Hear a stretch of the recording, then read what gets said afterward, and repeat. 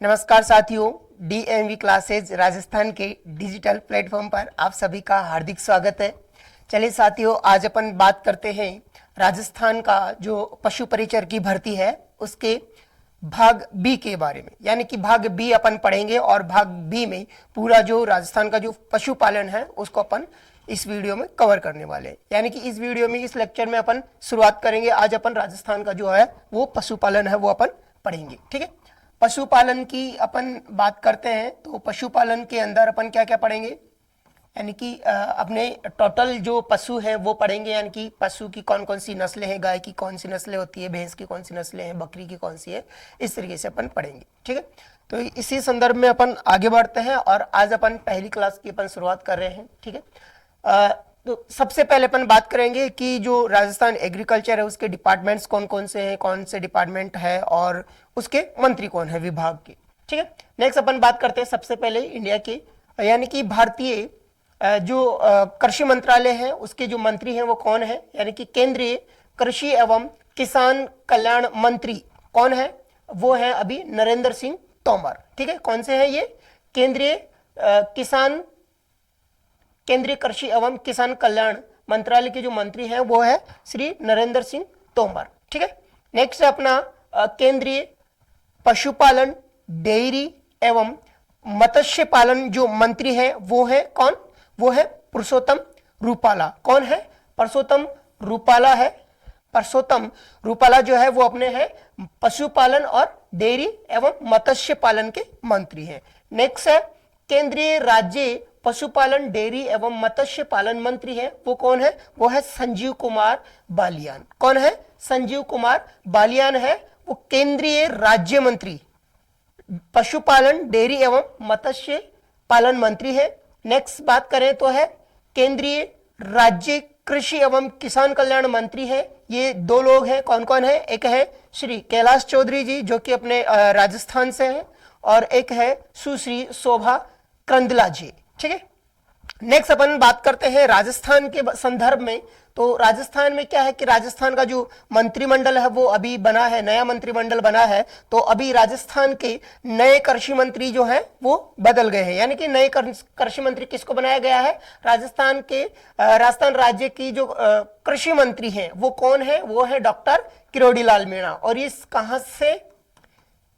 कहां से विधायक है, सवाईमाधोपुर से। ठीक है, नेक्स्ट है राजस्थान राज्य के पशुपालन, डेयरी एवं मत्स्य पालन मंत्री ये कौन है, ये है श्री जोराराम कुमावत। कौन है, श्री जोराराम कुमावत जो है अपने क्या है, कृषि मंत्री है, सॉरी पशुपालन एवं डेयरी विभाग के मंत्री हैं। ठीक है, नेक्स्ट अपन बात करते हैं राजस्थान राज्य के राजस्व मंत्री।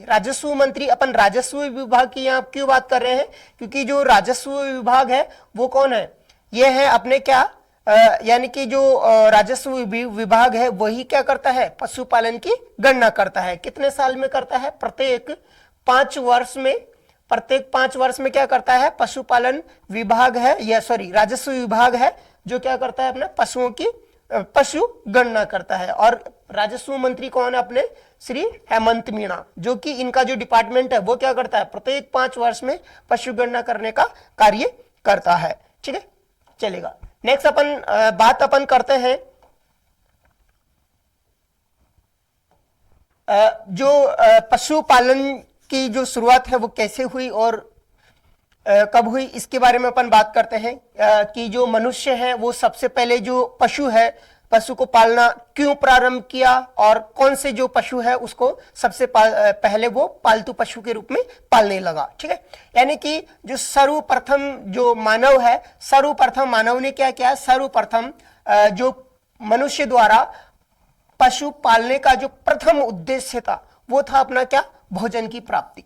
क्या था, भोजन की प्राप्ति। यानी कि भोजन की जो पहले आदि मानव जो था वो जंगलों में रहता था तो उसको भोजन की आवश्यकता होती थी, तो वो भोजन कच्चा ही खाता था। क्या खाता था, मांस या मछली या जो भी जानवर हैं उनका शिकार करके वो मांस के रूप में उसे खाता था। तो उसको धीरे धीरे, क्योंकि जब वो जानवरों को मारने लगा तो जानवर उनसे डर करके दूर भागने लगे, तो उसको भोजन को पकड़ने में क्या होने लगी, दिक्कत होने लगी, तो उससे बचने के लिए उसने क्या किया, प्रथम पशु जो है कुत्ते के रूप में उसको पालना उसने स्टार्ट किया। क्या किया, प्रथम पशु के रूप में कुत्ते को पालना स्टार्ट इसने किया। ठीक है, तो ये जो कुत्ता है ये क्या करता था, ये मानव को अपना जो भोजन है, शिकार है, उसको पकड़ने में उसकी सहायता करता था, इसलिए प्रथम पालतू पशु कौन सा है, कुत्ता।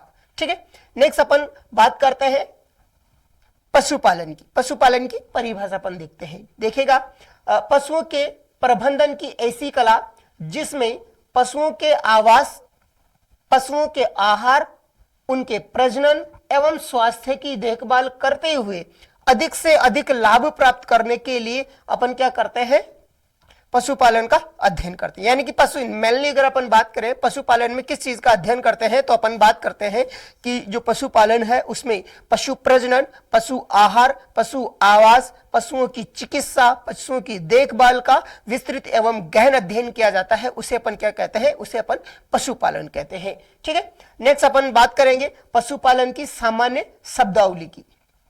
किसकी बात अपन करेंगे, पशुपालन की सामान्य शब्दावली की। ठीक है, चलेगा। सामान्य शब्दावली की अगर अपन बात करते हैं तो इसमें क्या है, देखिएगा, सबसे पहले अपन बात करते हैं चयन की। किसकी, चयन की।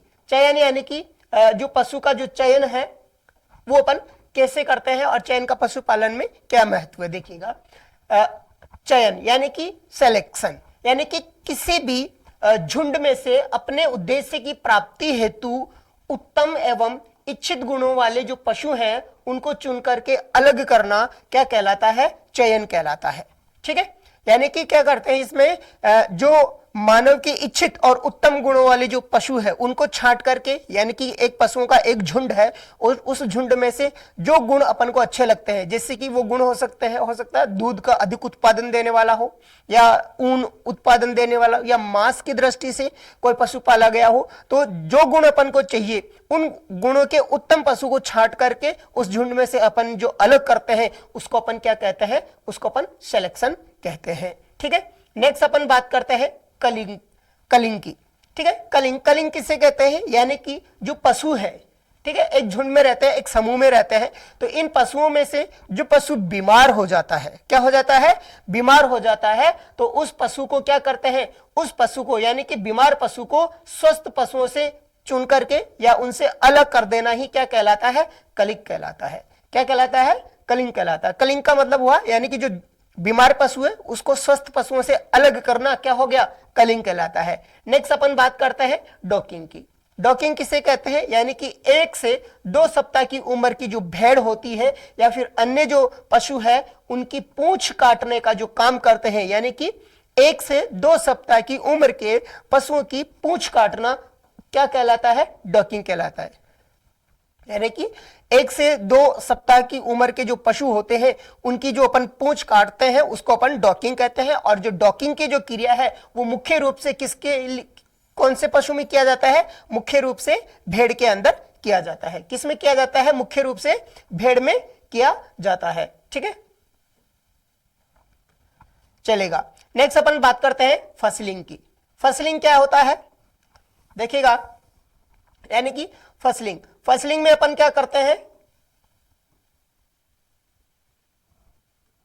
ठीक है, फसलिंग, फसलिंग में अपन क्या करते हैं, यानी कि जो गर्भित पशु होता है, यानी कि जो गर्भित भेड़ है, गर्भित भेड़ को ब्याने से लगभग 3 से 4 सप्ताह पूर्व जो आहार दिया जाता है, जो अतिरिक्त आहार या सांद्रित आहार दिया जाता है उसे अपन क्या कहते हैं, उसे अपन फसलिंग कहते हैं। यानी कि जो ब्याने वाली जो भेड़ है, यानी गर्भित जो भेड़ है उसको ब्याने से लगभग 3 से 4 सप्ताह पहले जो आहार दिया जाता है, जो एक्स्ट्रा या सांद्रित आहार दिया जाता है उसको अपन क्या कहते हैं, उससे अपन फसलिंग कहते हैं। नेक्स्ट है डिबिकिंग। डिबिकिंग किसे कहते हैं,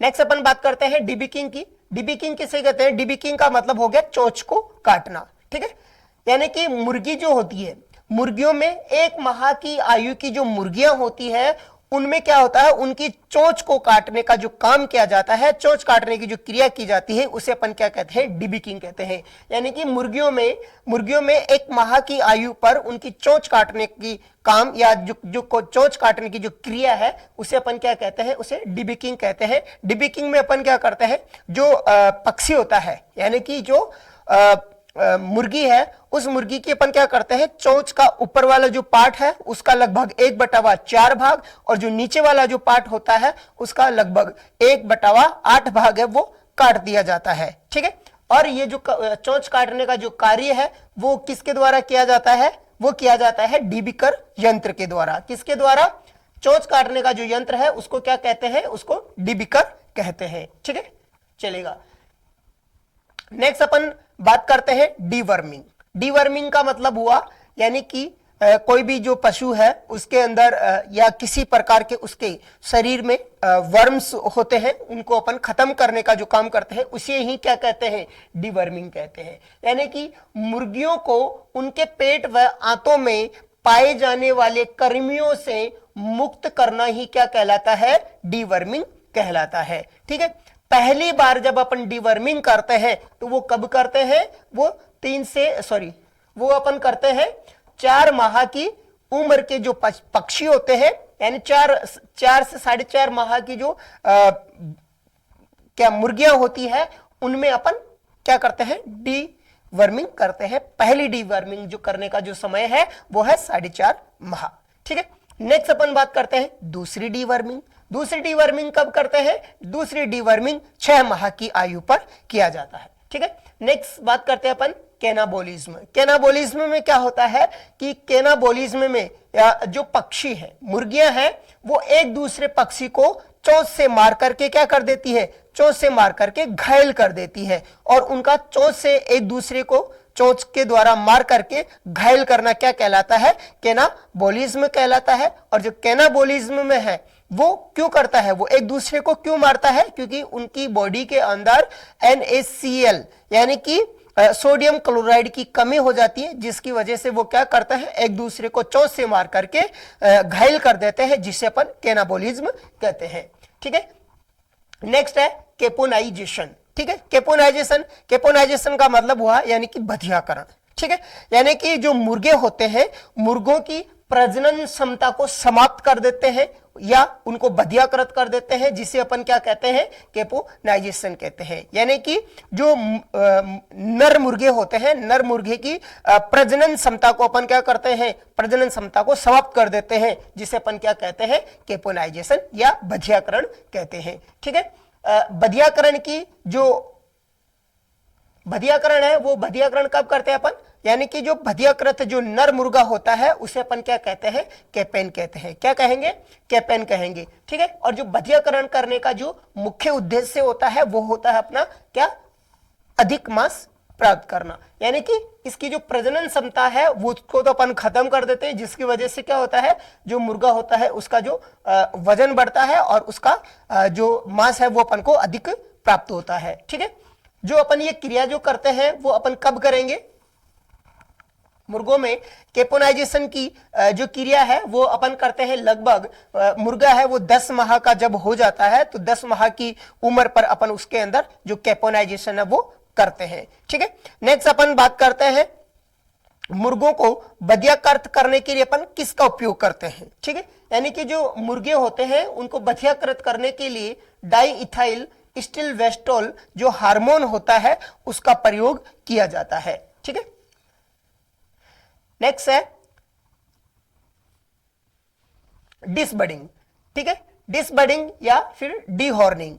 डिसबडिंग या डीहॉर्निंग, जैसा कि इसका नाम से ही अपन को पता चल रहा है, यानी कि हॉर्न यानी कि सींग, यानी कि जो पशु का जो सींग है उसको अपन हटा देते हैं तो उसको अपन क्या बोलते हैं, डीहॉर्निंग बोलते हैं। ठीक है, जब छोटा पशु होता है तो उसके यहां से एक बड़ नुमा जो सींग है वो निकलता है, तो जब उसको अपन हटाते हैं तो उसको अपन क्या बोलते हैं, डिसबडिंग बोलते हैं। ठीक है, यानी कि डिसबडिंग या डिसहॉर्निंग।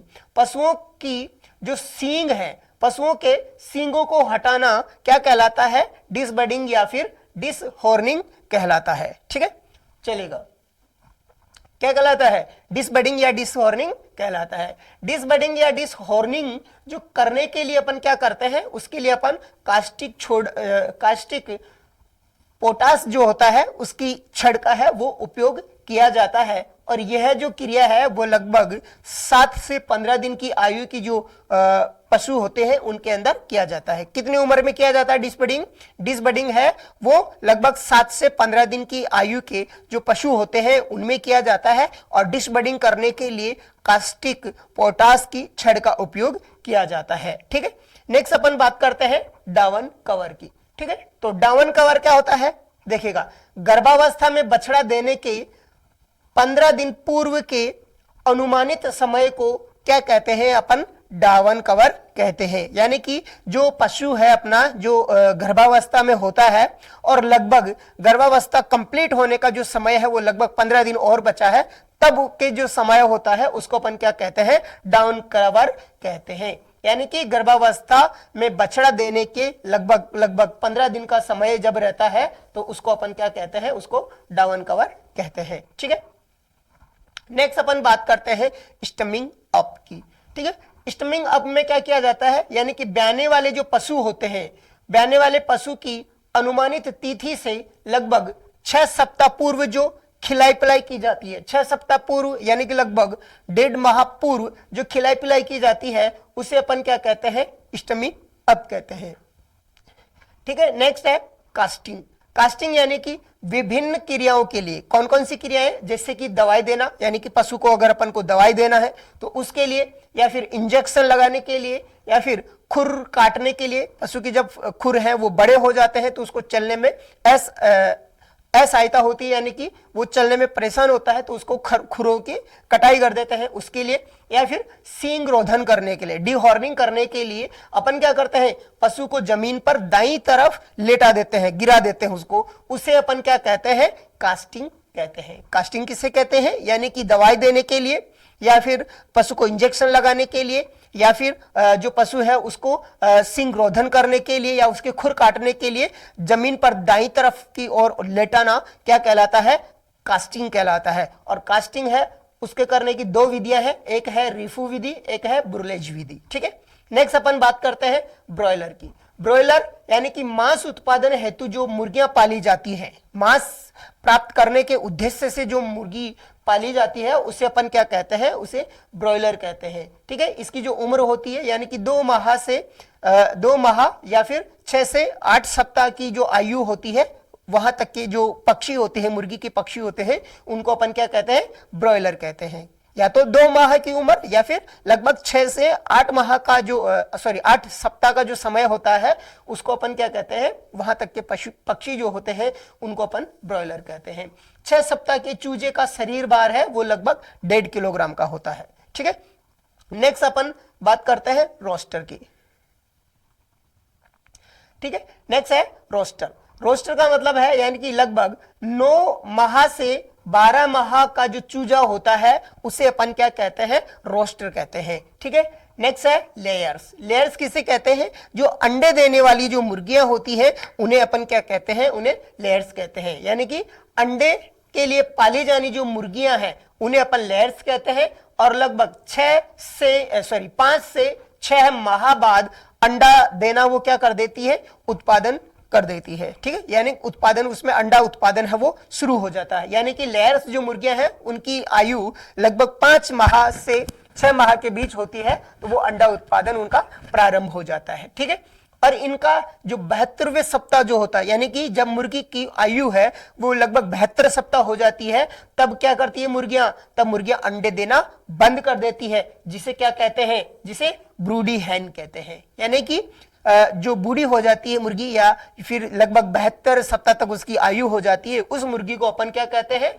ब्रूडी हैन कहते हैं, और वो अंडे देना बंद कर देती है। ठीक है, नेक्स्ट है ग्रोवर मैनेजमेंट। ठीक है, ग्रोवर मैनेजमेंट में क्या होता है कि यानी कि चूजों के 8 सप्ताह की आयु से उत्पादन आयु तक जो पालन पोषण के लिए जो अपन उनको आहार देते हैं उसे अपन क्या कहते हैं? उसे ग्रोवर मैनेजमेंट कहते हैं। यानी कि चूजा है, चूजा जब छोटा होता है वहां से लेकर के लगभग 8 सप्ताह का जो चूजा होता है, यानी कि 8 सप्ताह के चूजे से लेकर जो उसका उत्पादन देना स्टार्ट वो करता है, वहां तक जो भी अपन ने खिलाई पिलाई किया, उसकी जो भी पालन पोषण के लिए जो भी दाना पानी अपन ने दिया, उसी के मैनेजमेंट को अपन क्या कहते हैं, ग्रोवर मैनेजमेंट कहते हैं। ठीक है, नेक्स्ट है टीजर बुल। टीजर बुल किसे कहते हैं, यानी कि जो नसबंदी किया हुआ जो सांड होता है, नसबंदीकृत नर सांड को अपन क्या कहते हैं, टीजर बुल कहते हैं। टीजर बुल का उपयोग अपन क्या करते हैं, मादा पशु के अंदर मदगाल का जो हिट साइकिल है उसका पता लगाने के लिए इसका उपयोग है वो किया जाता है।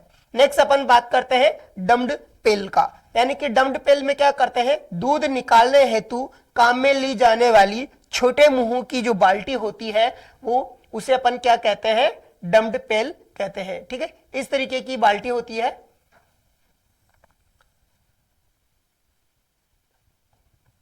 इस तरीके से इसका मुंह छोटा होता है और नीचे से ये बड़ी होती है। ठीक है, तो इसे डम्ड पेल कहा जाता है। ठीक है, नेक्स्ट है ग्रूमिंग अप। ठीक है, नेक्स्ट है ग्रूमिंग। ग्रूमिंग में अपन क्या करते हैं, देखिएगा, ग्रूमिंग में, ग्रूमिंग का मतलब हुआ जो अपना जो पशु होता है उसके पशु के बालों और त्वचा को अपन क्या करते हैं, ब्रश की सहायता से साफ करने या खुरहरा करने को ही अपन क्या कहते हैं, ग्रूमिंग या खुरहरा कहते हैं। यानी कि अपन क्या करते हैं, पशु होता है, पशु अपना मिट्टी में भी बैठता है, ठीक है, और खुले में घूमता फिरता है, तो उसके जो बाल होते हैं वहां पर या फिर त्वचा पर कई प्रकार के जीवाणु या मिट्टी वगैरह है वो चिपक जाती है, तो उसको साफ करने के लिए अपन क्या कर रहे हैं, साफ करने के लिए ब्रश से साफ अपन करते हैं, तो उसको ही अपन क्या कहते हैं, खुरहरा या फिर ग्रूमिंग कहते हैं। ठीक है, ग्रूमिंग करने का जो मुख्य उद्देश्य होता है वो क्या होता है, ग्रूमिंग करने से जो पशु होता है, एक तो उसके शरीर पर जो भी मिट्टी वगैरह धूल वगैरह जो लगी हुई है वो हट जाती है, यानी कि पशु का जो शरीर है वो साफ हो जाता है। पशु का उसका खुरहरा करने की वजह से उसके शरीर को जब अपन रगड़ते हैं तो उसकी वजह से उसकी मांसपेशियां है सुचारू रूप से काम करती है, तो उसका जो है रक्त संचार है वो बढ़ जाता है। परजीवी है, ठीक है, परजीवी संक्रमण से वो बचता है। इसके अलावा उसके शरीर से जो भी कचरा या मिट्टी जो लगा हुआ है वो हट जाता है, तो स्वच्छ दूध उत्पादन होता है। इन सब कामों के लिए अपन क्या करते हैं, ग्रूमिंग करते हैं। ठीक है, चलेगा। नेक्स्ट अपन बात करते हैं ग्रीट की। ग्रीट अपन किससे कहते हैं, यानी कि जो मुर्गियां होती है, मुर्गियों की पाचन शक्ति जो है उसको ठीक बनाए रखने के लिए अपन क्या करते हैं, मुर्गी को संगमरमर के छोटे छोटे टुकड़े क्या करते हैं, छोटे छोटे टुकड़े पक्षियों को खिलाए जाते हैं, उसे ही अपन क्या कहते हैं, उसे ही ग्रिट कहा जाता है। यानी कि जो पक्षी है यानी मुर्गी जो है, मुर्गियों की पाचन शक्ति है उसको अपन को बहुत अच्छी बनाए रखना है, तो उसके लिए अपन क्या करते हैं, उसके लिए अपन उसके लिए अपन संगमरमर के छोटे छोटे टुकड़े हैं वो उनको खिलाए जाते हैं, जिनसे उनकी पाचन शक्ति है वो सही बनी रहती है, जिसे अपन ग्रिट कहते हैं। ठीक है, नेक्स्ट अपन बात करते हैं कैथीटर।